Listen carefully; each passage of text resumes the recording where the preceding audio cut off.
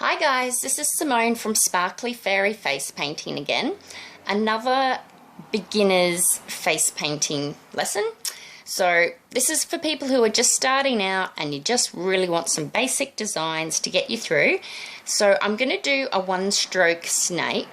Now I sometimes do this with a flat brush and I sometimes do it with filbert brush. So that is a filbert. It's flat but it's rounded, and a flat brush, flat square brush, is that. It's flat and square.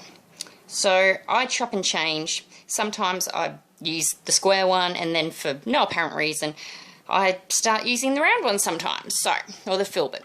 So I'm going to do one with the flat brush, mostly because I haven't done it in ages. So here's one of my cakes. You can use any colour you like. I often go for green because people think green tree snake. I quite often use one that's red and black and yellow as well, but I might hear a lot of boys think that's really quite cool, but I'm going to do my spider in that, so I'll go with the green this time. Okay, so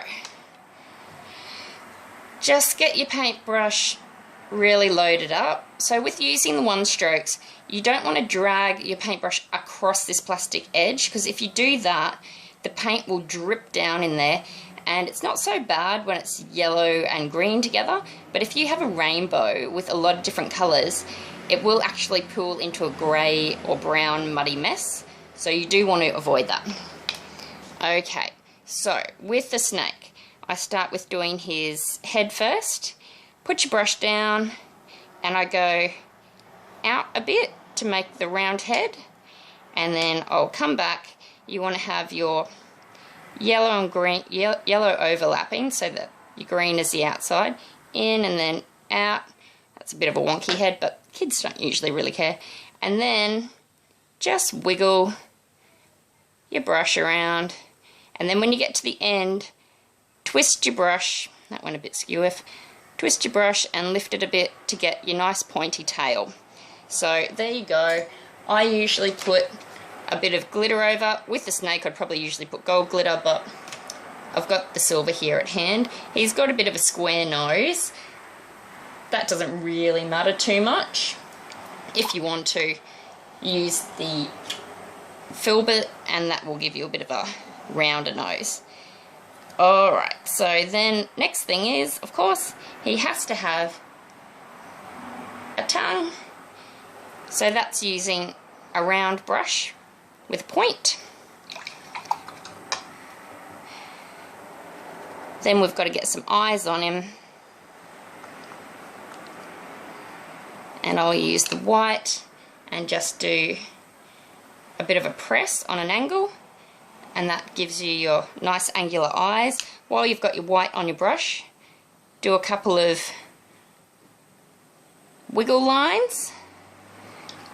I usually talk the kids through this as I'm doing it, and I'll say, there's your wiggle lines, blah blah blah, and they love it. Okay, so then onto the black. So if you want to, you can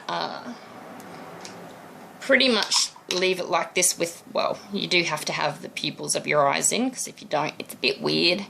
So using your black and a finer brush, just do a bit of a press and a press. One's a bit wet. Okay, so there's your eyes. If you're feeling a bit more steady, you can do outlines of your eyes. The beauty of this snake is that you really don't have to, if you get a nice solid white eye in there. You can do a little nostrils if you like. I don't even really know, I don't know if snakes have nostrils. I think they smell and taste with their tongue, but I always put them in.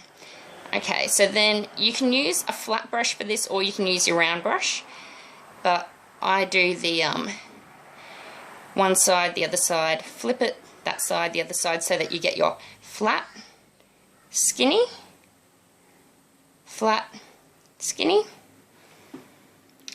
I think Beth Joyce calls that Flat and Fat, I think, or something like that. Okay, anywho, so then from there, I would usually go from the green side, which I would preferably have up there, but I'll do it from this, that'll be a bit hard on the camera. I'll do it this way. I'd normally go from the dark side though. Okay, so just put some stripes going around, just to give him a bit of detail and a bit of dimension. Now you can do that with spots as well if you want to. You don't have to put the stripes on if you don't want to, but it's just that teardrop shape where you press and flick, and as you come around, just give it a flick and a lift to get that teardrop shape. If you wanted to, you could put some dark blue glitter on that. That always looks quite good. But in short, that's a snake.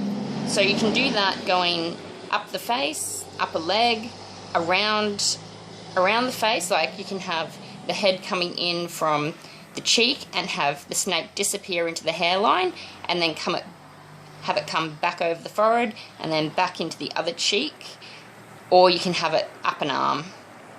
So hopefully this helps some of you out who need just a very quick snake design. And even though he's got a little bit of a flat nose here, once the whole design's done, I don't think anyone notices or cares.